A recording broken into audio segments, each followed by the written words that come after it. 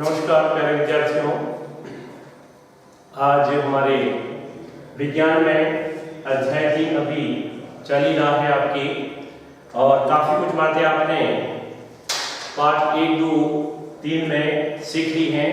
पदार्थ क्या होते हैं, पृथक्करण क्या होता है, इसी प्रकार शुद्ध पदार्थ क्या होते हैं, अशुद्ध पदार्थ क्या होते हैं, इन समस्त बातों को आपने अच्छे से सीख लिया है, उसका अध्ययन कर लिया है और अपनी नोटबुक में नोट भी कर लिया होगा। आज हम यहाँ पर पाठ 3 जो चल रहा है, परमाणु, अणु, और आज का जो टॉपिक मैंने लिया है वो है रासायनिक सूत्र। अब आप लोगों ने पहले मैं याद दिलवा दूं, प्रतीक किससे कहते हैं अच्छे से आपने समझा है। जैसे हाइड्रोजन है तो H, हीलियम है तो He, नाइट्रोजन है तो N, ऑक्सीजन है तो O। इस प्रकार से जो प्रतीक चिन्ह है वो आपने अच्छे से देख लिए। साथ में आपने यौगिकों के बारे में जानकारी प्राप्त की है। यौगिक क्या होते हैं, जिसमें आपने देखा था 2 या 2 से अधिक तत्व एक निश्चित अनुपात में मिले होते हैं, इसे हम यौगिक कहते हैं। लेकिन यहाँ पर अब जो हमारा टॉपिक चल रहा है वो है रासायनिक सूत्र। अभी आपने विज्ञान में पढ़ा भी होगा और छोटी क्लासों में भी देखा होगा।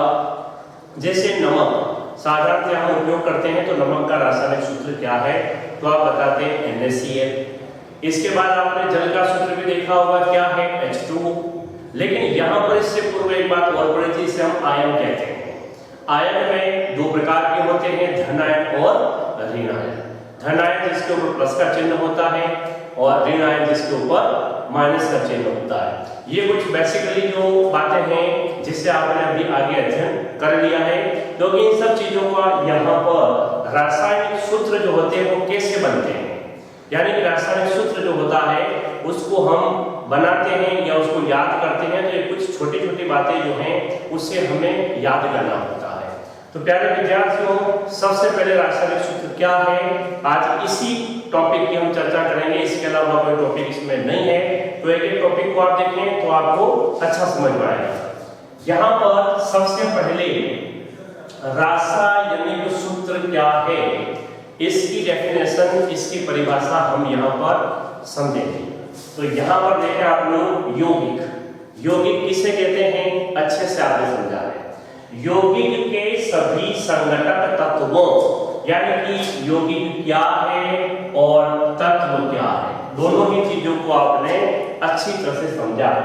यौगिक के सभी संघटक तत्वों, यानी कि जो सूत्र है जैसे कि H2O, तो H और O दोनों तत्वों तथा संयोग करने वाले, अब यहाँ पर संयोग की बात आ रही है, संयोग करने वाले सभी तत्वों के परमाणुओं की संख्या को दर्शाता है। यानी कि रासायनिक जो सूत्र है, जो फार्मूला है, वो उस फार्मूले के अंदर जितने भी तत्व हैं जो सम्मिलित हैं, उन तत्वों का रासायनिक संघटक और संयोग करने की क्षमता। यानी कि संयोग क्या होगा जो मैं आपको बता रहा हूं आपको, तो संयोग करने वाले सभी तत्वों के परमाणुओं की संख्या को दर्शाता है। अब यहाँ पर संयोग यह शब्द आएगा, संयोजन क्षमता या संयोजकता क्या होती है। तो ठीक इसके बाद ही मैंने यहाँ पर इसकी परिभाषा को लिखा है, जिसे मैं आपको बता रहा हूं। किसी तत्व की संयोजन शक्ति उस तत्व की संयोजकता कहलाती है। यानी कि कोई तत्व, अब यहाँ पर आपने आयन की बात की थी, कोई तत्व धनायन है या ऋणायन है, यानी कि कौन कितने इलेक्ट्रॉन दे सकता है, यानी कि संयोजन क्षमता, संयोजन शक्ति, या कौन कितने इलेक्ट्रॉन ले रहा है, ये उसकी संयोजकता या संयोजन क्षमता कहलाती है। जो आपके बुक में प्यारे विद्यार्थियों आपको इस सारी को 100% लिखना है, नहीं लिखेंगे तो आपको ये फार्मूले जो लिखे हुए समझ में नहीं आएंगे। तो सारी 3.2 जो आपकी बुक में दे रखी है, वो इस संयोजन क्षमता की जो परिभाषा है उसके ठीक बाद आपको बनानी है, थोड़ा यहाँ पर ध्यान रखेंगे। साथ में अब रासायनिक सूत्र कैसे बनता है, इसके कुछ यहाँ पर नियम है।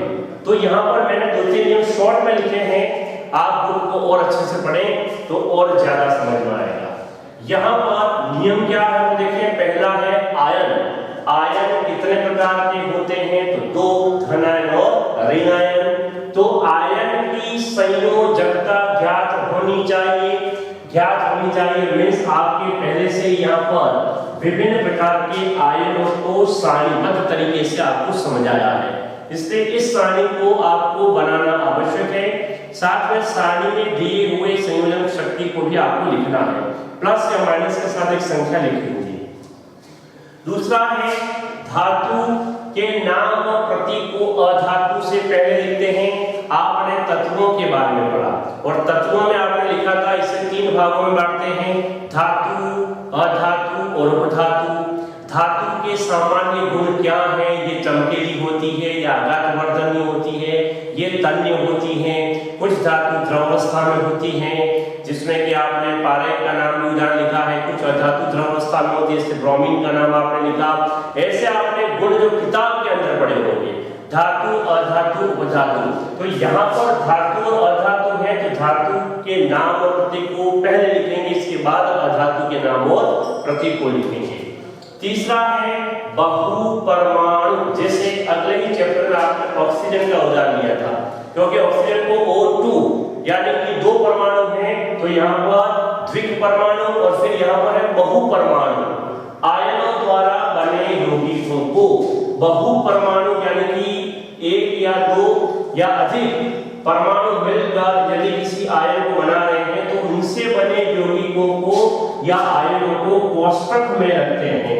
तब वो वाली बात मैं आपको यहाँ समझाऊंगा।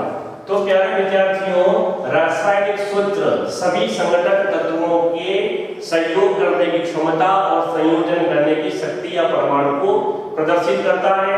संयोजकता क्या होती है? किसी तत्व की संयोजन शक्ति ही उस तत्व की संयोजकता। संयोजन का मतलब होता है कितने इलेक्ट्रॉन दे रहा है या कितने इलेक्ट्रॉन ले रहा है। इसके क्या नियम है शॉर्ट में यहाँ पर मैंने कुछ बातें आपको बताई है। अब यहाँ पर अगली बात जो सूत्र हम बनाने जा रहे हैं उसके लिए कुछ आवश्यक बातें हालांकि अगली क्लास में भी आएगी, आपके या अगले टॉपिक में भी आ सकती है। तो यहाँ पर कुछ छोटी सी बात है जो मैं यहाँ ऊपर आपको बता रहा हूँ। परमाणु क्रमांक आप देखेंगे, हालांकि 1 से 118 तक के तत्व ज्ञात हैं, ये बात ध्यान रखें, लेकिन यहाँ पर मिनिमम आपको 1 से 20 तत्वों के नाम और प्रतीक चिन्ह तो आपके आने चाहिए और साथ में परमाणु क्रमांक आपको याद होने चाहिए। जैसे कि बोर्ड पर मैंने यहाँ पर कुछ लिखा हुआ, जैसे हाइड्रोजन का 1, दूसरा हीलियम, तीसरा लिथियम, चौथा बेरिलियम, 5वां बोरॉन, 6वां कार्बन, 7वां नाइट्रोजन, 8वां ऑक्सीजन, 9वां फ्लोरीन, 10वां neon, 11 sodium, 12 magnesium, 13 aluminium, 14 silicon, 15 phosphorus, 16 sulphur, 17 chlorine, 18 argon, 19 potassium, 20 calcium, 21 scandium. इस प्रकार से आपको कम से कम ये 20 तत्वों के नाम मिनिमम याद होने चाहिए। वैसे एक सारणी में 1 से 18 तत्व दे रखे हैं, लेकिन यहाँ पर 20 तत्व आपको याद होने चाहिए। अब किसका परमाणु क्रमांक क्या है वो आपको याद होना चाहिए। इसके बाद इस तरफ देखिए एक गोलाकार संरचना मैंने बना रखी है, पहले मैं आपको समझा देता हूँ। यहाँ पर सबसे बीच का जो भाग आपको दिख रहा है जिसमें N और P तरह का न्यूट्रॉन प्लस प्रोटॉन, यानी बीच का जिससे सेंटर का जो पॉइंट है उसे हम नाभिक कहते हैं। किसी परमाणु के अंदर जो इलेक्ट्रॉन है वो किस घर में कितने इलेक्ट्रॉन रहेंगे वो मैं आपको समझा रहा हूँ। तो बीच का सेंटर पॉइंट नाभिक है। नाभिक के बाद जो पहला लाइन दिख रहा है वो पहला घर, दूसरी जो लाइन दिख रही है वो दूसरा, तीसरे में तीसरा और लास्ट में चौथा। इनको हम 1, 2, 3, 4 नाम भी दे सकते हैं या इसका KLMN श्रेणी भी कह सकते हैं। यानी कि पहला जो घर है उसमें 2 इलेक्ट्रॉन रहेंगे, दूसरे घर में 8, तीसरे में 18 और चौथे में 32। इस प्रकार से एक नियम है अष्टक नियम। अष्टक का मतलब होता है जिस घर में 8 इलेक्ट्रॉन आ जाते हैं वह तत्व स्थायित्व को प्राप्त कर लेता है। जिसमें 2 इलेक्ट्रॉन है पहले वाले घर स्थायित्व को प्राप्त कर लेता है। यह संख्या 2n² सूत्र से भरी जाती है, इलेक्ट्रॉन कितने रहेंगे। तो यहाँ पर इस बात को भी समझना है और यहाँ पर आपकी ये परमाणु क्रमांक को भी आपको याद करना है। अब यहाँ पर मैं बात कर रहा हूँ संयोजन शक्ति की। तो आपकी जो सारणी दे रखी है बुक में 3.2, इसमें से कुछ तत्व मैंने लिए हैं, जैसे यहाँ पर हाइड्रोजन का 1, क्लोरीन का -1, सल्फर का 2, मैग्नीशियम का +2, एल्यूमिनियम का +3, ऑक्सीजन का 2। इसी प्रकार बहु परमाणु जो तत्व है जैसे OH का -1, CO3 जो बहु परमाणु है उसमें -2। ये कुछ जो संख्या है इसके पीछे लिखा होगा Mg2+, यानी कि ये जो संख्या है +2 ये मैग्नीशियम की संयोजन क्षमता कहलाएगी। इसी प्रकार हाइड्रोजन का 1, क्लोरीन का माइनस, जहां पर 1 होता है उसको 1 को वहां लिखा नहीं जाता है, 2 होगा तो वहां पर +2 होगा, यानी कि 1 प्लस का चिन्ह है केवल उसको 1 मानेंगे, माइनस का चिन्ह है उसको 1 मानेंगे। जैसे ही 1 से ज्यादा संख्या आती है 2, 3, तो वहां पर 2+, +2, +3 ऐसे लिखा होगा। 1 को हम लिखते नहीं है, केवल प्लस का चिन्ह होगा। तो ये जो मैंने लिखा है तो आपकी बुक में जो सारणी है उस सारणी से कुछ यहाँ पर संख्या मैंने लिखी है। तो ये 1, 2 और 3 बातें अगर आपके दिमाग में आ रही है तो आप सूत्र को बना पाएंगे। अब हम उदाहरण द्वारा समझेंगे कि ये सूत्र, रासायनिक सूत्र कैसे बनते हैं। तो प्यारे विद्यार्थियों, यहाँ पर एग्जाम्पल आपकी बुक के अंदर से लिया है मैंने, उसी उदाहरण में मैंने यहाँ पर 3 उदाहरण दिए, लेकिन आपकी बुक में और भी बहुत सारे उदाहरण आप स्टेप बाय स्टेप लिखेंगे इसको तो निश्चित तौर पर आप इस बात को समझेंगे। यहाँ पर देखिए आप लोग, हाइड्रोजन क्लोराइड जिसका सूत्र है HCl। आराम से इसको देखें, पहले समझें। हाइड्रोजन क्लोराइड जिसका फार्मूला है HCl। ओके, अब यहाँ पर देखो, इसको हम आगे कैसे करेंगे, H और Cl दोनों को आपने अलग अलग कर दिया।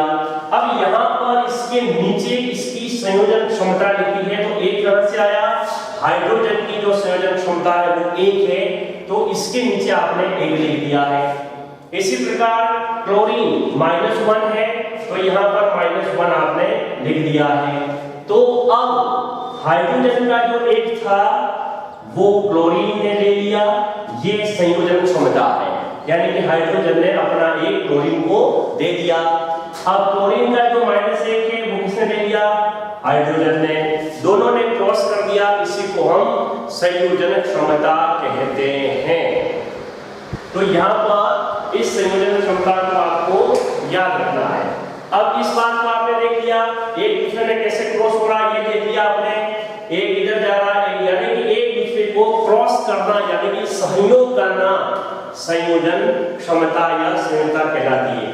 तो मैंने पहले अभी कहा एक संख्या है तो 1 को हम लिखते नहीं है, इसलिए यहाँ पर फार्मूला हो गया HCl, तो हाइड्रोजन का भी क्लोरीन का भी, ये बना आपका सूत्र हाइड्रोजन क्लोराइड।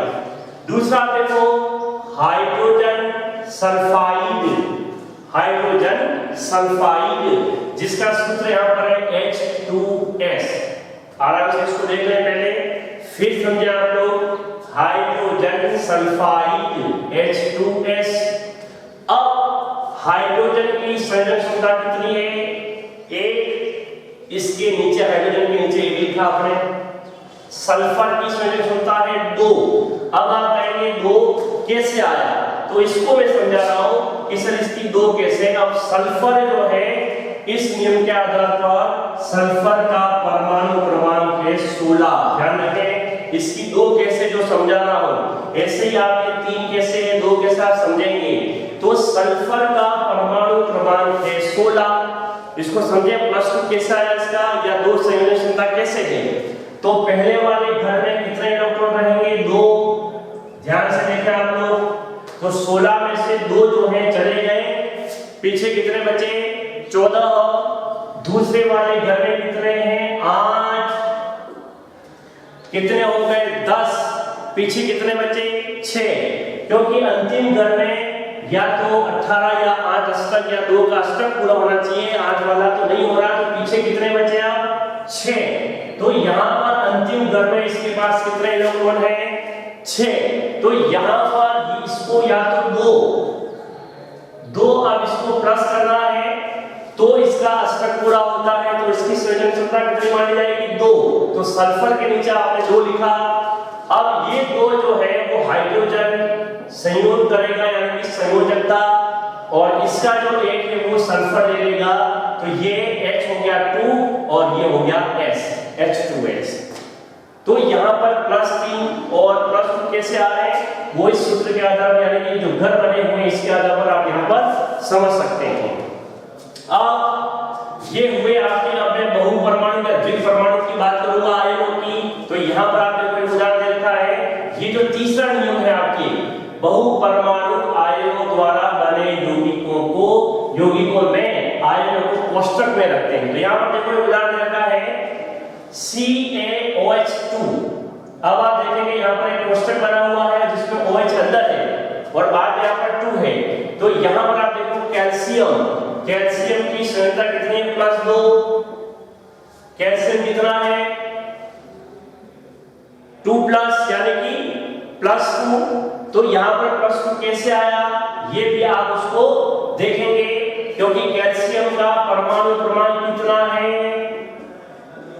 20। पहले वाले घर में रहेंगे 2, दूसरे वाले में फिर 8, अष्टक नियम के अनुसार फिर 8 और 8 16 2 18, लास्ट में ले जाते हैं 2। अब आप देखो हो गया 20। तो यहाँ पर इसकी क्षमता है +2। इसके बाद OH, यहाँ पर बहुपरमाणु अणु में आपके सारे जो तरह यहाँ पर देखो OH का -1 दे रखा है यहाँ पर, तो ये OH का -1 हुआ। तो ये जो 2+ है वो OH की तरफ जाएगा, क्रॉस संयोग करना, संयोजन करना, और ये एक जो है वो चला जाएगा Ca। अब यहाँ पर कोष्ठक कैसे आया? क्योंकि इसमें 2 प्रकार के आयन हैं, ऑक्सीजन और हाइड्रोजन। अब ये दोनों मिले हुए हैं OH जिस मिलकर बहुपरमाणु अणु की रचना को बनाते हैं। तो यहाँ पर जब 2 अणु हैं, 2 आयन हैं, इसलिए यहाँ पर एक कोष्ठक जो यहाँ पर तीसरा जो नियम है उसके अनुसार इसमें OH2 आया। तो यहाँ पर ध्यान रखें, ऐसे भी आयन होते हुए भी उनमें कोष्ठक की आवश्यकता नहीं है, ऐसे भी आपके बुक में उदाहरण दे रखे हैं। तो यहाँ पर एक दूसरे में अपनी जो संयोजन क्षमता है उसको क्रॉस करेंगे, आदान प्रदान करेंगे। आदान प्रदान करने के बाद जो फार्मूला बनता है वही उसका रासायनिक सूत्र कहलाता है। तो प्यारे विद्यार्थियों, ये कुछ यहाँ पर नियम है और ये नियम आप यहाँ समझेंगे। सारी को आपकी संयोजन क्षमता के साथ आपको बनाना है, तो निश्चित तौर पर आपका ये फार्मूला कैसे बना इसका प्रतीक याद रखना बहुत जरूरी है। बिना प्रतीक के आपको समझ में नहीं आएगा। परमाणु क्रमांक याद रखने जरूरी है। नियम ज्यादा नहीं तो इतना याद रखें 2 8, या तो 2 होने चाहिए या 8 होने चाहिए, इससे ज्यादा अपने आप याद ही रखें। लेकिन अष्टक नियम के बाद जो परमाणु इलेक्ट्रॉन जो शेष बचते हैं वही उसकी संयोजन क्षमता कहलाती है। तो यहाँ पर मैंने 1 2 3 उदाहरण दे रखे हैं। नोट्स में मैं आपको 4 7 8 उदाहरण दे रहा हूँ। इसके अलावा जो उदाहरण आपके दे जाते हैं उस बुक में पढ़े, और एक ही बिंदु में आज आपको दे रहा हूँ रासायनिक सूत्र। इसलिए आप इसको अच्छे से समझ लें, तब कहीं जाके आपको ये विषय जो या टॉपिक जो है ये समझ में आएगा। मैं उम्मीद करता हूँ इस छोटी छोटी बातों को लेकर आप अपने इस विषय को पूरा करेंगे। जय भारत, जय हिंद।